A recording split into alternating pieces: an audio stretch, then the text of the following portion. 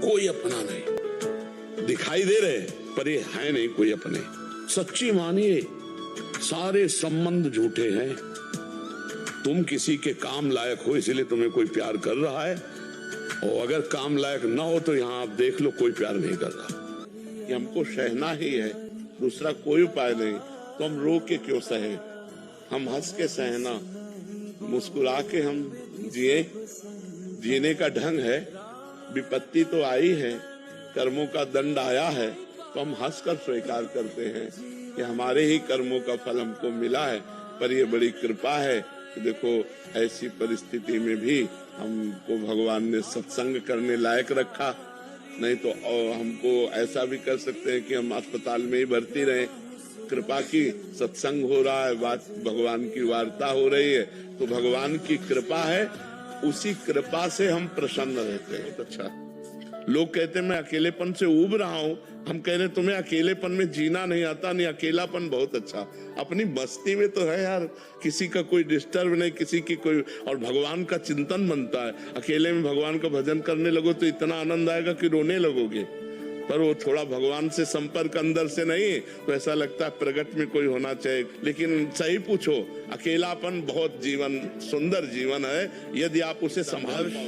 विपत्ति दुख ये आएंगे जीवन में, कोई भी हो। मृत्यु लोक में जन्म लिया है तो ये आएंगे, पर इनसे लड़ने के लिए तो तैयार रहो। इनसे लड़ने के लिए अध्यात्म है, विवेक है, ज्ञान है, भजन है। अगर ये नहीं होगा तो फिर मर जाओगे, जीते जी मर जाओगे, डिप्रेशन में पहुंच जाओगे, बैठ करने की सोचोगे, नाना प्रकार की चिंता उद्वेग भय इसमें फंस जाओगे। बाहर का कोई कुछ बोले, हम उसके बोलने से अपने दिमाग को परेशान कर लें, ये बुद्धिमानी नहीं, ये विवेक नहीं है। हमें अपनी मर्जी में जीना है। आप अपनी मस्ती को नष्ट मत होने दीजिए। हर परिस्थिति में मुझे अपना दिमाग बचाना है। अगर हम ऐसे डिस्टर्ब होते गए तो धीरे धीरे कोई ऐसी बड़ी बात आ जाएगी जो डिप्रेशन में पहुंचा देगी।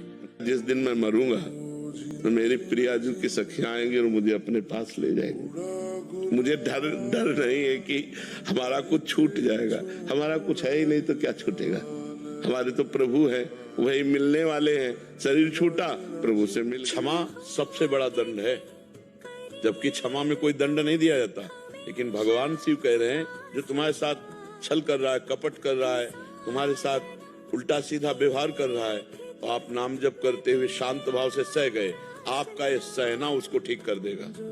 या तो बुद्धि शुद्ध करेगा और या बुद्धि भ्रष्ट करेगा। इसी जगह भिड़ाएगा जाके, उसको मिटिया मिट हो जाएगा। कोई नहीं, विपत्ति में जब कोई नहीं होता ना तब रोना आता है, और रो के जब भगवान को पुकारा जाता है तो इससे भगवान की बहुत जल्दी प्राप्ति होती है। सच्ची कहते हैं कोई नहीं, ना रिश्ता, ना परिवार, ना संसार, कोई नहीं प्यारे। जिस दिन तुम सड़ने लगोगे, किसी के काम लायक नहीं रहोगे, उस समय तुम्हें कोई प्यार करे तो हमें बताना। पापी आदमी को देखा जाता है, वो जो करता सफल होता चला जाता है, तो आपको संशय हो जाएगा कि हम तो धर्म से चल रहे, जो करते उसमें निष्फलता, और ये सफल होता चला जा रहा है। क्योंकि उसका सर्वनाश होना है। उसके थोड़े पुण्य हैं, उन पुण्यों के प्रताप से सफल हो रहा है और खूब पाप कर रहा है। तो पीछे का पाप और अभी का पाप जब जुड़ेगा, ये पुण्य खत्म हो जाएंगे, मिटिया मेट हो जाएगा। तो दो पेड़ के नीचे महात्मा भजन कर रहे थे, एक पीपल के वृक्ष के नीचे और एक बट वृक्ष के नीचे। दोनों ने क्रमशः प्रणाम किया। पीपल वाले ने कहा कि महाराज भगवान से पूछना, मैं भजन कर रहा हूँ, कितने जन्म में मिलोगे, कब मिलोगे। बरगद वाले ने भी यही प्रश्न किया। नारद जी भगवान के पास भी जाते रहते, लौट के जब आए, पहले बट वृक्ष वाला मिला, प्रणाम किया, महाराज भगवान से बात की। बोले हाँ। भगवान ने कहा तुमको इसी जन्म में मिल जाएगा। बड़ा आनंदित हुआ, भजन में लग गया। पीपल वृक्ष वाले के पास गए, बोले भगवान ने कहा पीपल के वृक्ष के जितने पत्ते हैं, इतने जन्म लेने के बाद तुम्हें भगवत प्राप्ति होगी। वो नाच पड़ा, भगवान मुझे जानते ना कि मैं भजन कर रहा हूँ, और नाचते हुए रोने लगा, रोते हुए आर्त भाव। उसी समय भगवान प्रकट हो गए। नारद जी ने कहा महाराज हमें झूठा कर दिया, आपने हमसे कहा था कि जितने पीपल, तो बोले इसकी तन्मयता जैसा भजन कर रहा था, इतने जन्म लगते इसकी तन्मयता में, लेकिन इसने वो तन्मयता भी धारण कर ली, इसलिए अभी मैं मिल गया।